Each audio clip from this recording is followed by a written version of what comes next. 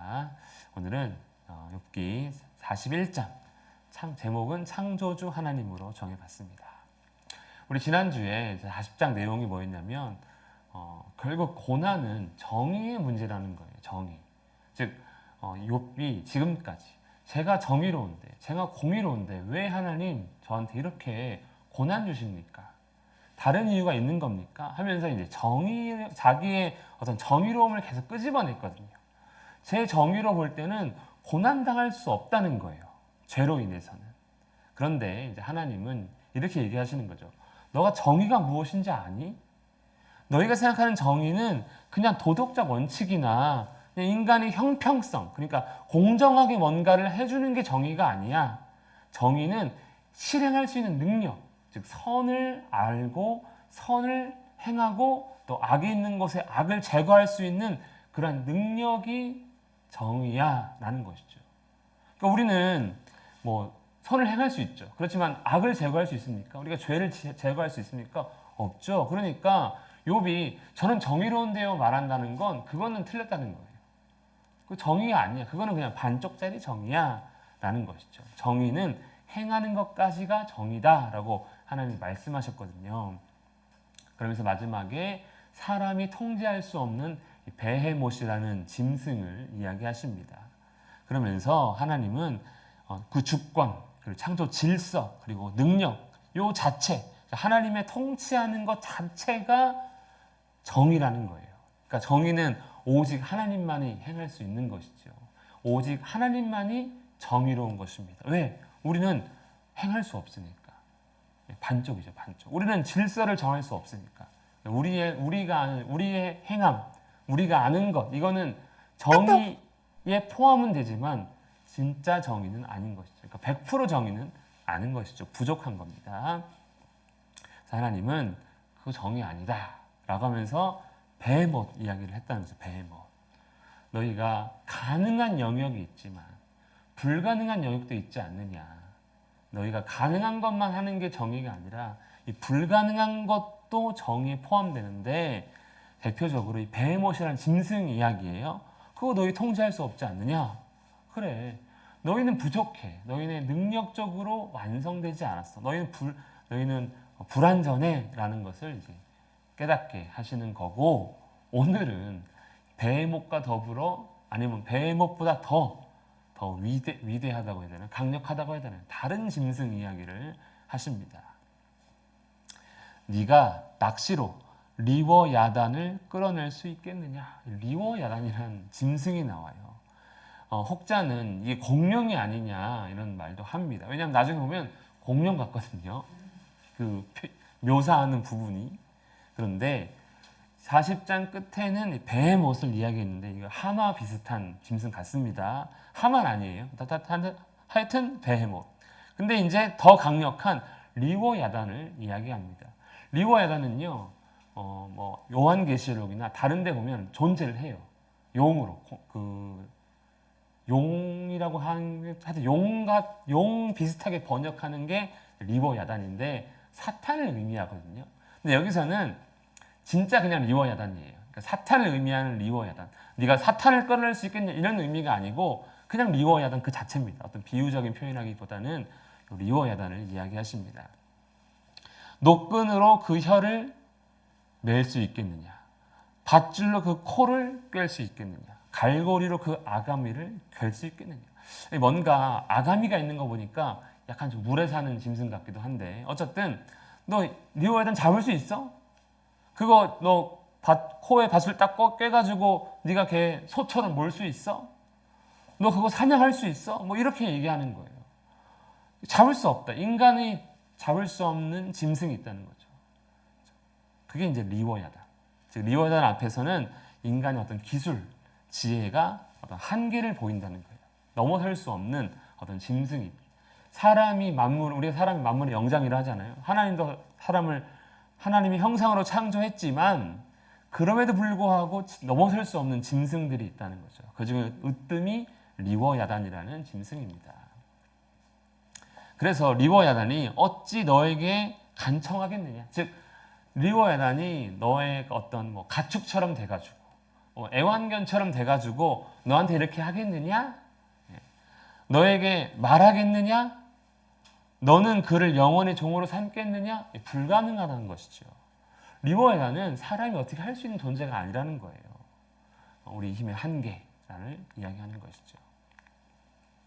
내가 어찌 그것을 새를 가지고 놀듯 하겠으며, 우리는 이제 새를 새장에 가둬놓고 키우죠. 그래서 내가 원할 때 이제 먹이도 주고, 모기도 주고, 이렇게 물도 주고 이렇게 합니다. 그런 거 못 한다는 거죠. 어찌 장사꾼들이 그것을 놓고 거래하겠으며. 자, 리워야단 팝니다. 이렇게 못 한다는 거죠. 한 마리에 100만 원 이렇게 못 한다는 거예요.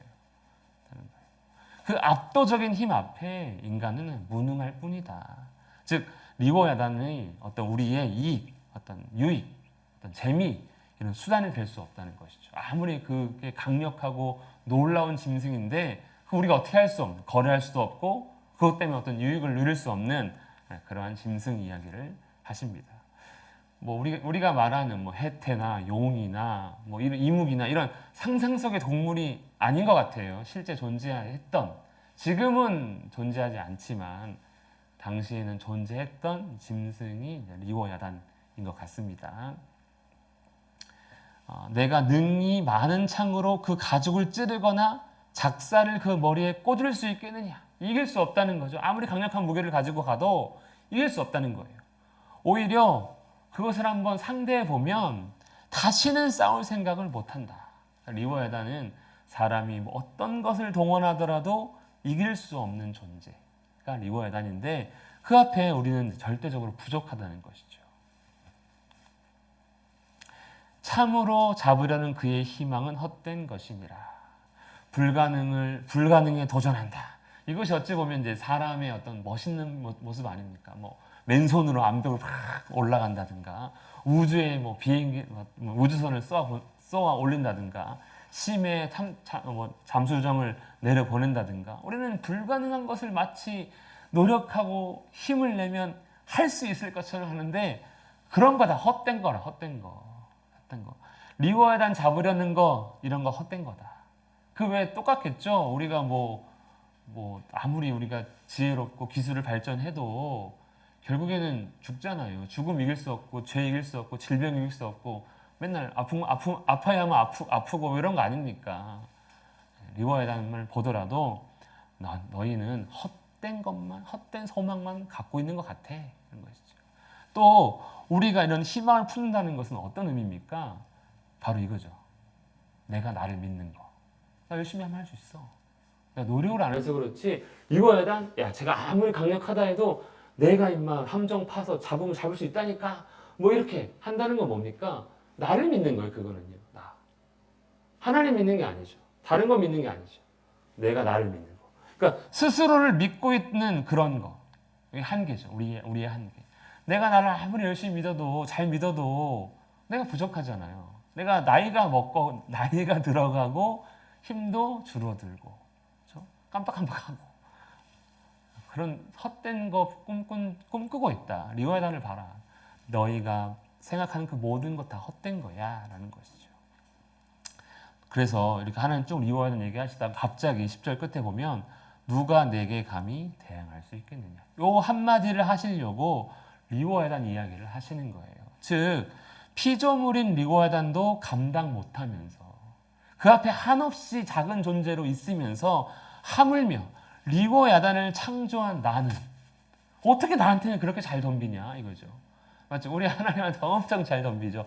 저 직장 가가지고 상사한테 찍소리 못하고 살아가는 게 우리 인생인데, 아니 하나님 얼마나 만만한지, 그냥 하나님 저한테 이럴 수 있습니까? 이렇게 하잖아요. 저도 그랬거든요. 아니 보니까 진짜 그러면 안 되는 거구나. 하나님한테는 진짜 우리 소위 말하는 급이 다른 거예요. 급이 다른 것이죠. 하나님은 가장 강력한 피조물, 내가 만들었어, 이렇게 얘기하는 것이죠. 누가 먼저 내게 주고 나로 하여금 갚게 하겠느냐. 즉, 누가 나를 빚진 자로 만드느냐라는 거예요. 빚진 자. 우리는 이런 기도합니다. 하나님, 제가 기도 많이 했으니까요, 응답해 주세요. 이런 거 있잖아요. 하나님, 제가 1년 52주 한 번도 안 빠지고 주일 예배 들었는데 이거 해주셔야 되는 거 아닙니까? 또 어떤 일이 안 좋은 일이 일어나면 아니 하나님 내가 헌금 그렇게 하고 새벽기도 다 나가고 봉사헌신 다 했는데 아니 저한테 이럴 수 있는 겁니까? 이렇게 이제 얘기하잖아요. 그러면 하나님 입장에서는 아 얘가 나한테 뭐 맡겨놓은 것도 아닌데 왜 이렇게 달라고만 하지? 라는 거예요. 우리 자녀들한테 그런 거 하잖아요. 엄마 나 시험 100점 맞았어요. 핸드폰 사주세요. 핸드폰 맡겨놨냐? 이렇게 되잖아요. 하나님 딱 그 이야기 하시는 거예요. 너희가 정의를 행하는 것이 꼭 나를 빚쟁이로 만드는 거라고 생각하는구나. 내가 순종했으니까 복 주세요. 이렇게 연결을 시킨다는 거예요. 마치 뭐 거래하는 것처럼.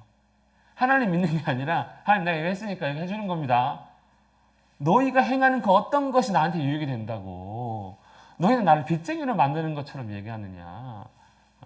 그럴 수 없다는 그럴 수 없다. 이렇게 했으니 이렇게 해주셔야 합니다. 이건 안 된다는 것이죠. 욥이 제가 정의로운데 왜 고난당해야 됩니까? 제가 정의로우니까 복 주셔야죠. 아 이거 아니 이런 기도 이런 신앙은 틀렸다는 거예요. 이미 온 천하에 있는 것이 다 내 것이다. 난 빚질 수가 없다 이거죠. 오히려 너희가 나한테 빚지는 거지요. 예. 인간의 정의와 공의가 마치 하나님의 채권이 되는 채무가 되는 것처럼 그럴 수 없다는 거예요. 그럴 수 없다. 누가 주께 먼저 드려서 갚으심을 받겠냐. 여기 로마서 11장 35절이 이거랑 똑같은 말이에요. 누가 하나님께 먼저 드려서 빚쟁이로 만들 수 있느냐? 그럴 수 없다. 이미 다 하나님께 속한 건데 왜 너희들은 뭔가 공의를 행하면 하나님께 손을 벌리느냐라는 거예요. 그렇죠? 우리 애들이 우리한테 그러는 거나 우리가 하나님이 하는 거랑 보니까 똑같은 것 같아요. 예. 내가 그것의 지체와 그것의 큰 용맹과 늠름한 체구에 대하여 잠잠하지 아니하리라. 즉 리워 야단에 대해서 내가 설명해 줄게 이렇게 하는 것이죠. 즉 리워 야단이 얼마나 대단한 짐승인데 그걸 내가 창조했잖아. 내가 다 알고 있다. 나는 그거보다 큰 존재다. 그러니까 일상에 일어나는 그 모든 일이 나의 정이고 너희는 사실 나에게 아무런 정의도 행할 수 없고 공의도 행할 수 없으며 오히려 내 모든 통치가 다 정의다라는 것을 그냥 짐승에 대한 이야기로 이제 설명을 해 주시는 것이죠. 누가 그것의 가죽을 벗기겠으며 사냥할 수 없으니까 잡을 수 없고 잡을 수 없으니까 가죽을 벗길 수가 없죠. 그의 둥근 이틀은 심히 두렵구나. 이빨 그거 두려웠다는 것이죠. 재갈 물릴 수 없고 턱을 벌릴 수 없고 그 다음에 이는 두렵다.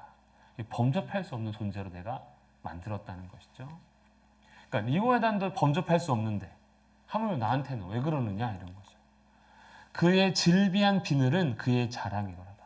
이 이제 비늘이 있지 않습니까? 이거 물고기인지 물에 사는 용인지 모르겠지만 어쨌든 비늘이 있는데 이 비늘은 얼마나 튼튼한지 그냥 닫혀 있다는 거예요. 어떻게 할 수가 없다는 거예요. 서로 달라붙어서 바람도 지나가지 못할 정도로 떼낼 수 없는 이런 견고한 존재, 외적으로 아주 강력한 존재가 리워야단이다라고 이야기하고 있습니다. 그리고 그것이 재채기를 한즉 빛을 발하고 뭐 이런 놈이 다 있습니까? 재채기하면 빛이 번쩍합니까?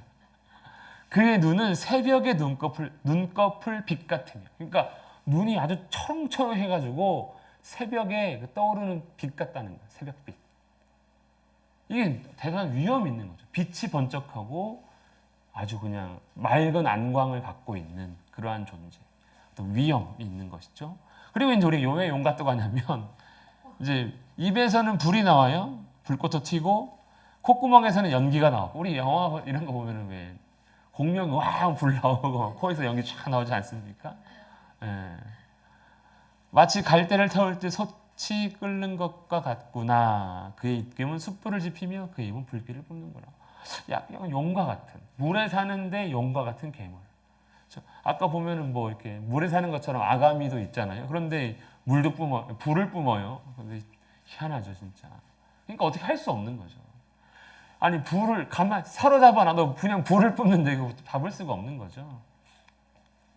그것의 힘은 목덜미에 있다. 그리고 그것의 가슴은 돌처럼 튼튼하다. 이 목과 가슴.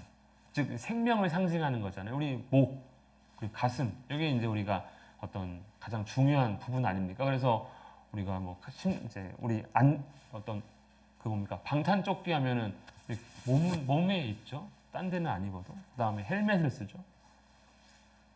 근데 그것마저 강력하다는 거예요. 그러니까 약점이 없는 아주 강한 존재라는 것을 이야기하고 있습니다. 그것이 일어나면 용사라도 두려워하며 달아나리라.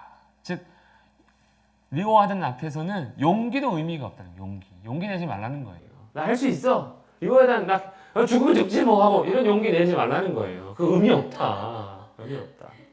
이게 절대로 극복할 수 없는 차이를 인정하라는 거죠. 인정하는 거죠. 우리 세상 살아가면서 이런 거 인정 잘하잖아요. 뭐 어떻게 이겨? 나는 어떻게 생각도 안 해. 이렇게 하면서 포기하는 거 많죠. 근데 하나님은 또 포기하지 않죠. 예. 리워에 대한 그런 거 하지 마. 용기 내지 마. 극복할 수 없어. 이렇게 리워에 대한 이야기를 하는 것이죠. 그것이 쇠를 지푸라기 같이. 그러니까 쇠를 리워에 대한 앞에서 쇠는 그냥 지푸라기 같다는 거예요. 우리가 쇠 이렇게 있으면 우리 이렇게 못하죠. 뭐 안 구부러지죠. 그런데 힘 센 사람은 그냥 휙 하고 구부리죠. 그러니까 리워에 대한 그런 아주 강한 힘을 갖고 있다는 거예요. 놋을 썩은 나무같이. 이 놋은 이제 우리 뭐 구리 같은 거죠. 그 썩은 나무같이 여긴다는 거예요. 그러니까 아무리 단단해 보이는 인간이 절대로 어떻게 할 수 없는 이 쇠붙이도 리워에다는 그냥 이렇게 이쑤시개 부러뜨리고 톡톡 부러뜨려놓는 거죠. 그리고 또 이제 뭐 물맷돌이 그에게는 쌀겨, 껍데기죠. 그러니까 아무리 다윗이 물맷돌을 던져도 겨가 와서 날리는 정도. 또 그것은 몽둥이도 지푸라기 같이 여기고 아무리 강한 무기를 가지고 있어도 소용이 없다. 창이 날아오는 소리는 우습게 여긴다. 이야, 얼마나 제가 매우 강력하는데 인간의 가장 강력한 것이 그 앞에서는 아주 미약하다는 거예요. 아무리 강해도 우리가 아무리 지혜롭고 아무리 뛰어나다 해도 리워에 대한 앞에는 아주 미약한 것, 아주 약한, 아주 미약한 것밖에 안 된다는 거예요. 하물며 하나님 앞에 우리가 어떤 존재가 되겠습니까? 이 리워에 대한 앞에서도 아무것도 아닌데. 그것의 아래쪽, 배를 말하는 것이죠. 아랫배. 아랫배는 날카로운 토기 조각 같은 것이 달려 있어서 그게 이제 뱀처럼 이렇게 다니나 봐요.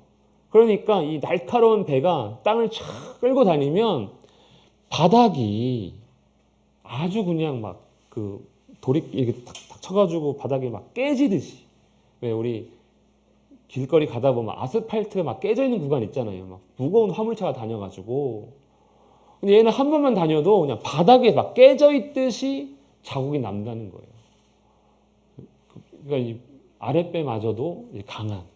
그리고 지나가면 이렇게 다 파괴되잖아요. 그러니까 다 깨지잖아요. 이 리워에다는 아주 파괴적인 이런 존재임을 또 보여주고 있죠. 리워에다는 궁금해졌어요. 갑자기 맞죠? 어떻게 생겼는지 볼 수가 없지만. 그리고 아까 물에 사는 것 같다 했는데 아가미가 있어서 깊은 물을 솥에 물이 끓음 같게 하며. 그러니까 아주 빨리 다니니까 기포가 보글보글 발생한다는 거예요. 왜 우리 수영하시면 발차기 막 하면은 이제 막 보글보글 하죠. 근데 이제 물속에서는 사실 보글보글 안 하는데 이건 워낙 빠르니까 기포가 발생할 정도로 물속에서도 자유롭고 바다를 기름병같이 다룬다. 이렇게 이야기하고 있습니다. 저 기름병같이 다룬다는 의미가 뭔지 좀 찾아봤는데 설명이 잘 안 돼 있어서 그냥 요 바다에서 이 물속에서도 아주 자유로운 그런 존재임을 엿볼 수가 있습니다. 또 여기도 그렇죠. 그 뒤에서 빛나는 물줄기가 나오니 고래 같기도 하죠. 그러니까 그는 깊은 바다를 백발로 만드는구나. 그러니까 이 바다 안에서도 상대적할 그 어떤 것도 없다는 거예요. 어떤 것도 없다는 거예요. 이런 육상 땅에서나 그 다음 땅도 나옵니다. 여기 이제 세상에는 여기 땅이에요. 땅에서도 그것과 비교할 게 없다. 그러니까 바다에서도 이렇게 완전한 그런 존재 같은 강력한 존재인데 땅에서도 비교할 게 없다는 거예요. 그러니까 땅과 바다에서 가장 강한 존재가 리워야단이죠. 그래서 하나님께서 끝에 이렇게 얘기하죠. 그것은 지음받았구나. 누가 지었다는 겁니까? 내가 지었어 라고 얘기하시는 것이죠. 이런 강력한 존재, 더 내가 지었어. 리워야단은 모든 높은 자를 내려다보며 모든 교만한 자들에게 군림하는 왕이니라. 그러니까 아무리 교만, 스스로 자기를 막 높이고 높여도 리워야단보다는 높아질 수 없다는 거예요. 네, 그 교만이 너무 높아도 그 정도로 강력한 존재가 이 리워야단이다. 세상에 가장 높은 자를 데리고 와봐라. 그 위에 리워야단이 있는 거야. 이런 것이죠. 그러니까 사람이 하나님께 불만을 가지고 어떻게 저한테 이럴 수 있습니까? 이렇게 해도 너는 아무리 그래봤자 너는 피조물 리워야단보다 낮은 존재야. 이렇게 이야기하는 것이죠. 제가 이 말씀 준비하면서요. 와, 진짜 우리는 그냥 아무것도 아닌 거구나. 하나님이 은혜 주셔가지고 하나님 형상도 함께 해주셨으니까 이렇게 사는 거지. 정말 아무런 존재가 아닌 거구나. 라고 생각이 들더라고요. 결론은 이거죠. 그거 내가 만들었어. 이게 나야. 이게 나야. 이 정도의 피조물도 감당 못하는 네가 어떻게 창조주 하나님과 논쟁할 수 있겠느냐. 마치 욥과 세 친구들은요. 하나님 나와보세요. 제가 할 말이 있다니까요. 제가 이렇게 옳은데, 제가 이렇게 정의로운데 어떻게 저한테 이럴 수 있습니까? 이렇게 하는 것이죠. 세 친구도 하나님, 이 욥 아주 나쁜 놈인데 요 정도밖에 벌 안 주십니까? 더 줘야죠. 하면서 하나님을 막 먼저 나무라고 뭐라 하는 것 같은. 너희는 아예 애초부터 나랑 논쟁할 어떤 급이 안 돼. 너는 피조물이야. 이런 이야기를 리워야단을 통해서 아주 느끼게 하는 것이죠. 하나님이 나는 창조주고 너는 피조물이다. 이 얘기를 하지 않고 리워야단을 통해서 너희와 나 사이에 리워야단이 강력한 게 있다니까 하면서 이제 너희는 많은 것을 이겨도 아무것도 아니야. 라는 이야기를 한 것입니다. 결국 하나님이 이렇게 자기를 나는 창조주다. 너희는 피조물이다. 이 이야기를 오늘 욥기 41장에서 하고 계신 것 같습니다. 어떻게 하나님 창조주 맞으시죠? 우린 피조물이잖아요. 감사한 거죠. 그러니까 모든 게 감사할 수밖에 없다는 걸 한 번 더 느끼는 것 같습니다. 오늘 여기까지 하겠습니다.